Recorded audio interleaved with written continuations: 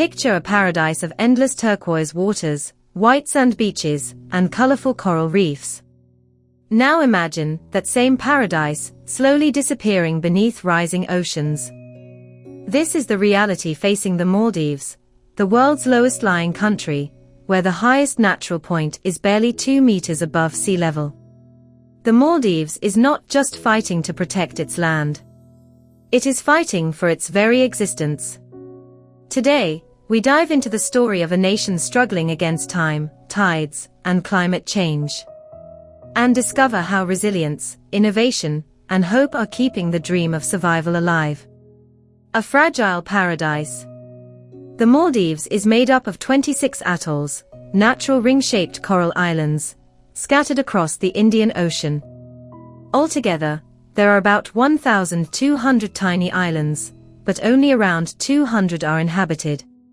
From the air, the Maldives looks like a trail of sparkling jewels laid out on the deep blue sea. Tourists flock to its luxury resorts, seeking beauty, peace, and escape. But beneath the postcard-perfect images lies a brutal truth. The Maldives is sinking. How serious is the threat? Climate scientists warn that with current global warming trends, sea levels could rise by nearly 1 meter by 2100. For the Maldives, that would be catastrophic. Remember, most of the Maldives is already barely 1 to 2 meters above sea level. A 1-meter rise would put 80% of the country underwater. Storm surges, king tides, and coastal erosion are already devouring land. In some islands, fresh water sources have turned salty. Whole villages have been evacuated. For the Maldivian people, climate change isn't a future threat. It's happening now. A nation's response, bold moves and big dreams. Faced with the ultimate existential crisis, the Maldives hasn't given up. Instead, it has become a global symbol of climate activism. In 2009, then-President Mohammed Nasheed held the world's first underwater cabinet meeting.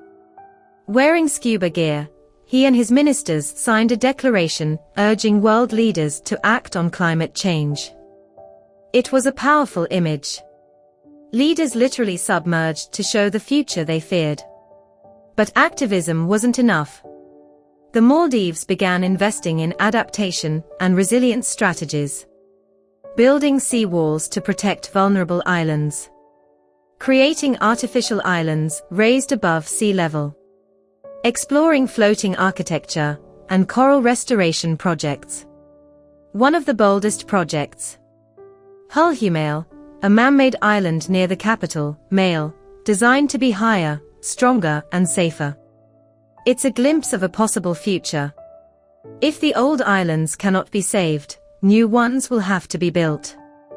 The emotional weight of displacement. But saving land is only half the battle. There's a deep emotional and cultural cost to the Maldivian people.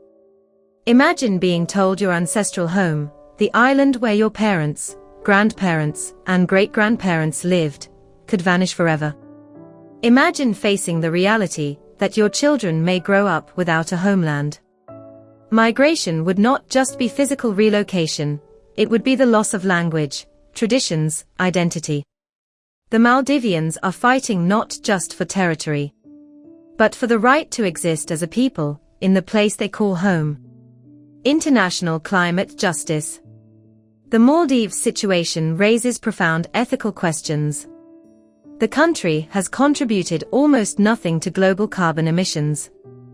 Yet it faces some of the worst consequences.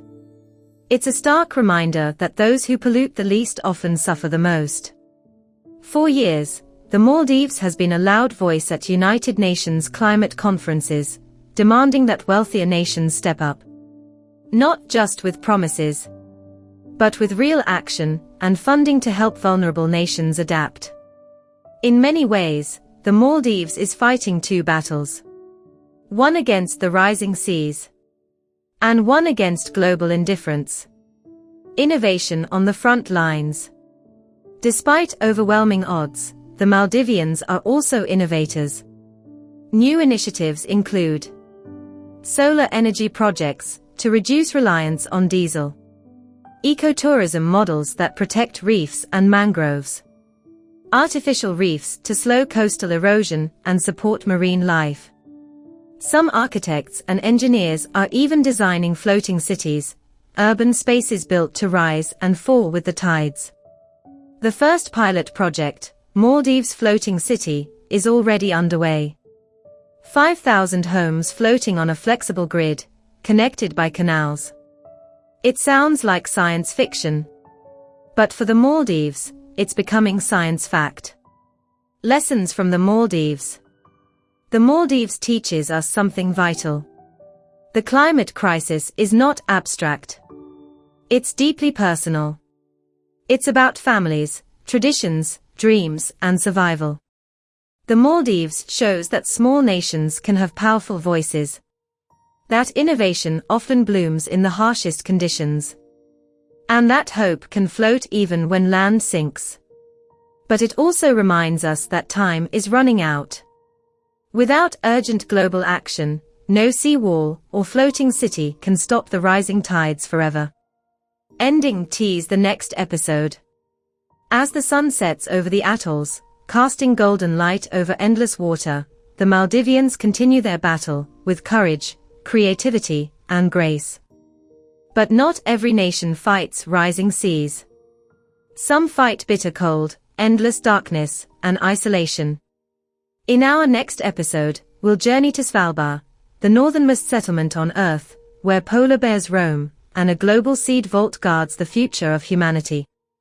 How do people survive in the extreme Arctic? Stay tuned for another extraordinary story of resilience at the edge of the world.